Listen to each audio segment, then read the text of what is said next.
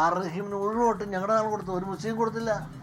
ആ പാട്ട് ഞങ്ങളുടെ വോട്ട് കൊടുത്തു. ഞങ്ങളുടെ ഇരിക്കുന്ന 18 വോട്ട് കൊടുത്താണ് അയാളെ ജയിപ്പിച്ച് എടുത്തത്. അപ്പോൾ ആ ആളുകളാണ് ഞാൻ എന്നെയാണ് വിരോധിയാകുന്നത്. കാരണമുണ്ട്, നിങ്ങളൊന്ന് മനസ്സിലാക്കണം. ഞങ്ങളൊന്നിച്ച് പിന്നോക്ക സമുദായ മുന്നണിയെന്നും അതുകൊണ്ട് സംവരണ സമുദായ മുന്നണിയെന്ന് പറഞ്ഞുകൊണ്ട് ഇടതുപക്ഷത്തെ ഇറക്കിക്കൊണ്ട് ഇവിടെ ഭരണത്തിൽ വരാൻ വേണ്ടി ഞങ്ങൾക്ക് എവിടെയെല്ലാം സമരമാണ് ഞങ്ങൾ എത്തിയത്. അതിനെല്ലാം മുൻപിൽ നിന്നും പണം മുടക്കിയതിൻ്റെ മഹാഭൂരിപക്ഷം ഞാനാണ്. സെക്രട്ടേറിയറ്റ് മാർച്ച്, ഹൈക്കോടതി മാർച്ച്, അതുപോലെ ഡൽഹി മാർച്ച്, ഇങ്ങനെ മാർച്ച് നടത്താനുള്ള ഇല്ലാത്ത സ്ഥലങ്ങളില്ല. ഇതെല്ലാം ഞങ്ങളാണ് അർത്ഥവും കൊണ്ടുവന്ന് മുടക്കിയ ശേഷം അവരെല്ലാം നാമമാത്രമായി നിൽക്കും. ലീഗിൻ്റെ മുൻനിരയിലുള്ള ആരും വരികയില്ല.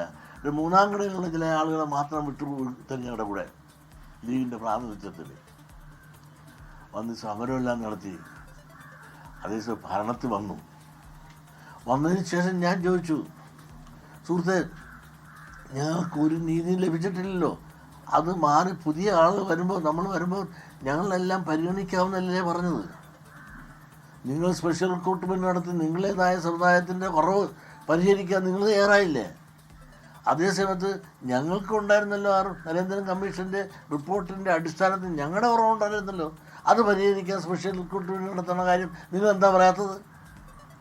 അപ്പോൾ അധികാരത്തിൽ കയറിയ ശേഷം നിങ്ങൾക്കുള്ള മുസ്ലിങ്ങൾക്കുള്ള കുറവ് പരിഹരിക്കാൻ ഗവൺമെൻറ്റിൻ്റെ ഉത്തരവിറക്കി സ്പെഷ്യൽ റിക്രൂട്ട്മെൻറ്റ് നടത്തിയപ്പോൾ ഈഴവ സമുദായത്തിൽ ഉൾപ്പെടെയുള്ള പിന്നോക്ക സമുദായങ്ങൾക്ക് നിങ്ങളുടെ കൂടെ ഉണ്ടായിരുന്നല്ലോ, അവരുടെ കുറവും നരേന്ദ്ര കമ്മീഷൻ കണ്ടെത്തിയിട്ടുണ്ട്. അത് നിങ്ങൾ ചെയ്തില്ലല്ലോ എന്ന് പറയുമ്പോൾ അതിനൊന്നും ഉത്തരവില്ല. മാത്രമല്ല, വിദ്യാഭ്യാസ സ്ഥാപനം നിങ്ങളൊന്ന് ആലോചിച്ച് നോക്കൂ. ശങ്കർ സാറിന് ശേഷം ഞങ്ങൾക്ക് എന്ത് കിട്ടി? 60 കൊല്ലത്തിന് മേലായില്ലേ. ഞാൻ എന്ത് തെറ്റ് ചെയ്തു? ഞാൻ സ്കൂളിതാ, കോളേജിതാ, മലപ്പുറത്തൊന്നുമില്ലല്ലോ, വയനാടൊന്നുമില്ലല്ലോ, കാസർഗോഡൊന്നുമില്ലല്ലോ, 3 ജില്ല, മലപ്പുറം, മലബാർ പ്രദേശം ഒന്നുമില്ല, ഒരു കുടിപ്പണൽ പോലും ഇല്ല.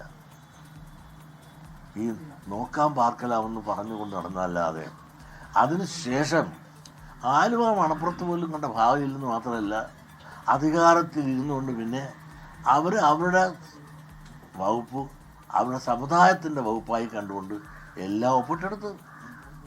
ലോകത്തെവിടെയായാലും ഏത് സമയത്തും 24 വാർത്തകളും ഓഗ്മെന്റഡ് റിയാലിറ്റി പാക്കേജുകളും എക്സ്പ്ലെയിനറുകളും വിശദമായി കാണാൻ ഞങ്ങളുടെ യൂട്യൂബ് ചാനൽ നിങ്ങൾക്ക് സബ്സ്ക്രൈബ് ചെയ്യാം.